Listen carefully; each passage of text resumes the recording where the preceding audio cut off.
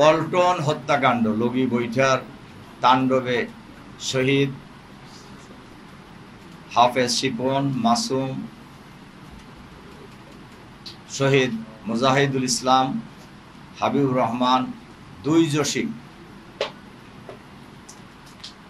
শহীদদের স্মরণে শহীদ পরিবারের সাথে মত বিনিময়ের উদ্দেশ্যে আয়োজিত আজকের এই সভার সম্মানিত সভাপতি, বাংলাদেশ জামাত ইসলামীর কেন্দ্রীয় নির্বাহী পরিষদের অন্যতম সদস্য, ঢাকা মহানগরী দক্ষিণের সংগ্রামী আমির, সংগ্রামী জননেতা জনাব নুরুল ইসলাম বুলবুল, আজকের এই মত বিনিময় সভার সম্মানিত প্রধান অতিথি, বাংলাদেশ জামাত ইসলামীর সম্মানিত নায়েবে আমির, সংগ্রামী জননেতা জনাব অধ্যাপক মুজিবুর রহমান, সঞ্চালক সহ নেতৃবৃন্দ, শহীদ পরিবারের সম্মানিত গর্বিত সদস্যবৃন্দ, সাংবাদিক বন্ধুগণ, সম্মানিত সুধীমণ্ডলী, আসসালামু আলাইকুম ওয়া রাহমাতুল্লাহি ওয়া বারাকাতুহু। 2006 সালের 28শে অক্টোবর ছিল 4 দলীয় জোট সরকারের ক্ষমতা হস্তান্তরের দিন এবং সেই হিসাবেই বিএনপি মিটিং দিয়ে গেছিল তাদের অফিসের সামনে, আর জামাত ইসলামী মিটিং ডেকেছিল বাইতুল মোকাররমের উত্তর গেটে। এটা কারোর বিরুদ্ধে এই মিটিং ছিল না,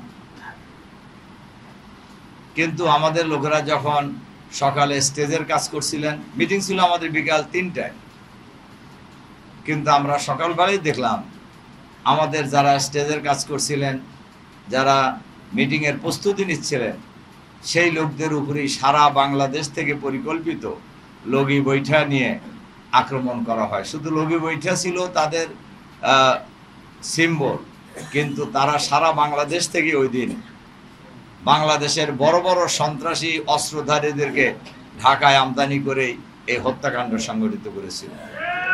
এবং এই হত্যাকাণ্ডের মূল উদ্দেশ্য ছিল জামাত ইসলামীর আমির শহীদ মাওলানা মতিউর রহমান নিজামী, সেক্রেটারি জেনারেল আলী হাসান মোহাম্মদ মুজাহিদ সহ জামাতের শীর্ষ নেতাদেরকে ওই দিনই হত্যা করা।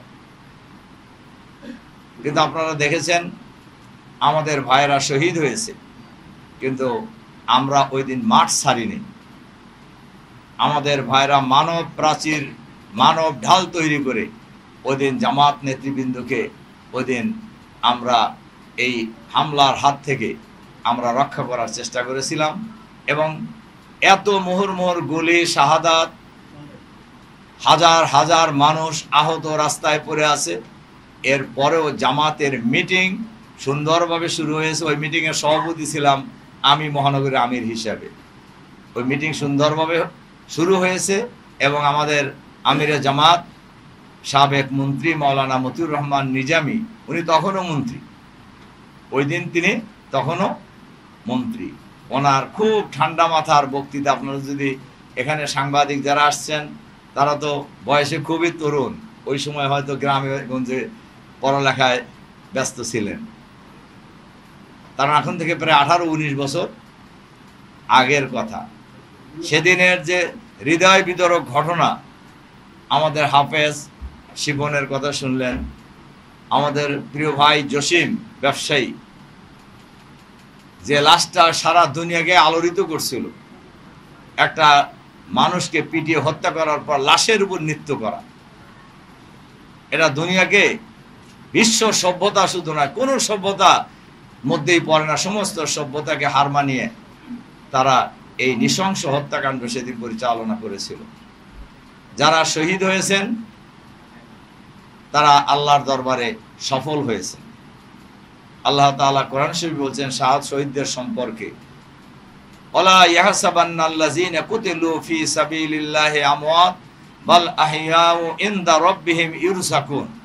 যারা আল্লাহর দ্বীনকে বিজয়ী করার জন্য জীবন দেয়, তোমরা তাদেরকে মৃত বলো না, বরঞ্চ তারা তাদের পরওয়ারদিগারের পক্ষ থেকে রিজিক পেতে থাকে, কিন্তু তোমরা বুঝতে পারো না।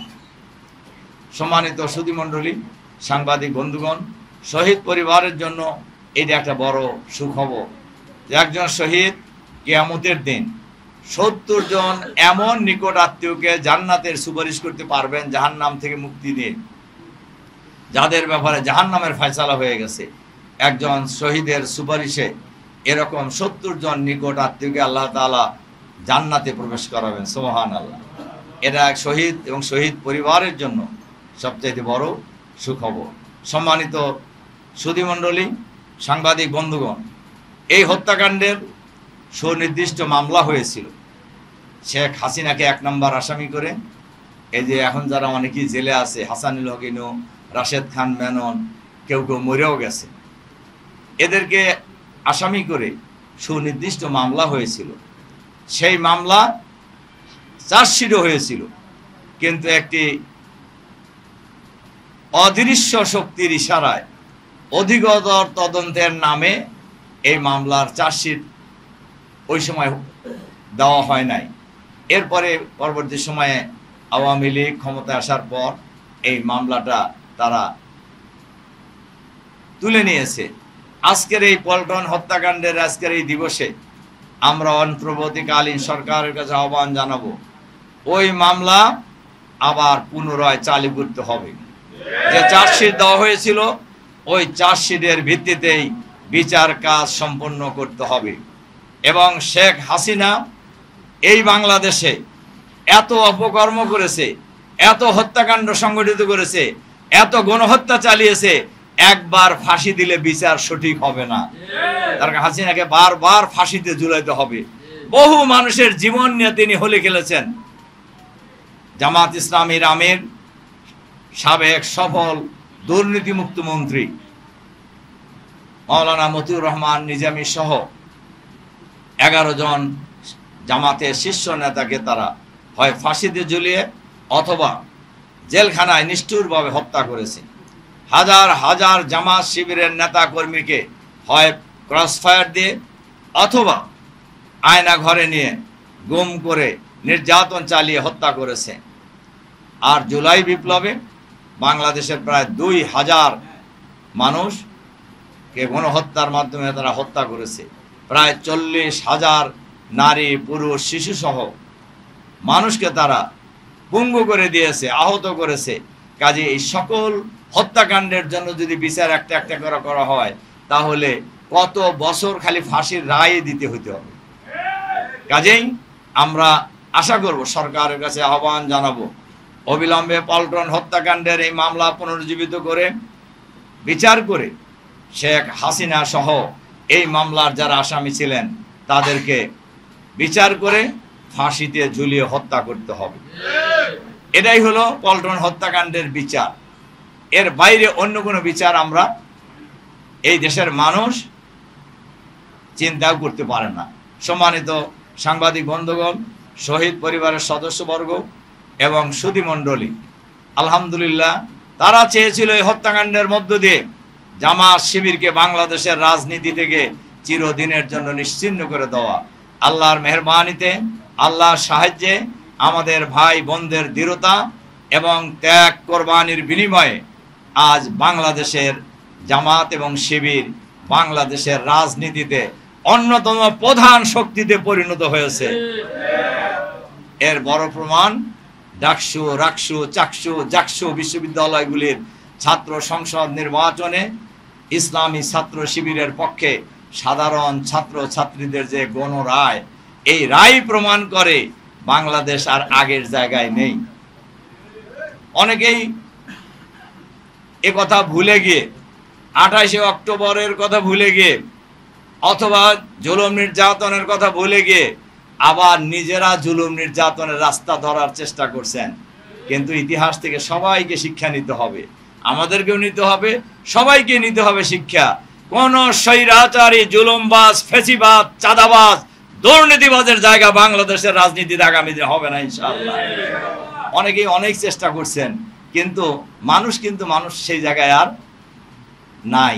কাজে এটা আমাদেরকে বুঝতে হবে। আর এটাও আমাদেরকে বুঝতে হবে, জুলাই বিপ্লব যেটা হয়েছে এটা কোন রাজনৈতিক দলের নেতৃত্বে হয় নাই।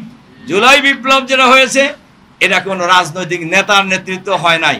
যে ঢাকা বিশ্ববিদ্যালয়ের ছাত্রছাত্রীরা ইসলামী ছাত্র শিবিরকে পূর্ণ প্যানেলে বিজয়ী করেছে, ওই বিশ্ববিদ্যালয় থেকেই ওই বিশ্ববিদ্যালয়ের ছাত্রছাত্রীরা কোটা সংস্কারের দাবি দিয়ে আন্দোলনটা শুরু করেছিলেন। এরপরে এক পর্যায়ে বিশ্ববিদ্যালয়ের শিক্ষক, কর্মকর্তা, কর্মচারী, রিক্সাওয়ালা, ভ্যানওয়ালা, ঠেলাওয়ালা, গ্রাম বাংলার কৃষক, মজুর সবাই মিলেই ঐক্যবদ্ধ প্রতিরোধের মধ্য দিয়ে ফ্যাসিবাদী সরকারের বিদায় হয়েছে। আমরা সবাইকে স্মরণ করার জন্য বলবো, এই বাংলাদেশে 2000 লোক শহীদ হয়েছে এই জুলাই বিপ্লবে, 40,000 লোক আহত হয়েছে, বাকি মানুষ কিন্তু এখনো জীবিত আছে।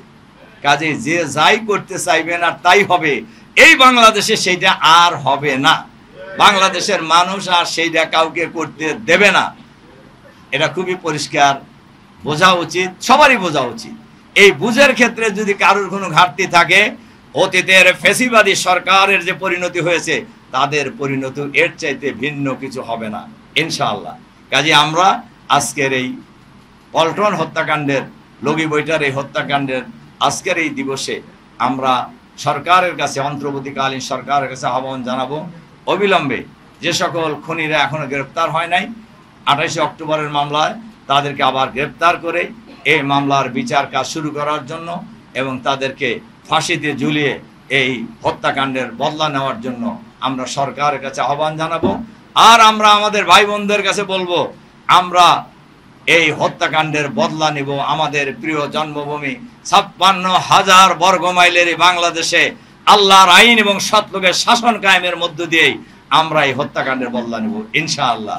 এটাই হোক আজকের এই পল্টন হত্যাকাণ্ডের লগি বৈঠার তাণ্ডবের এই দিবসের অঙ্গীকার। আল্লাহ হাফেজ। বাংলাদেশ জিন্দাবাদ। বাংলাদেশ জামাত ইসলামী জিন্দাবাদ। আসসালামু আলাইকুম ওয়া রাহমাতুল্লাহি ওয়া বারাকাতুহু।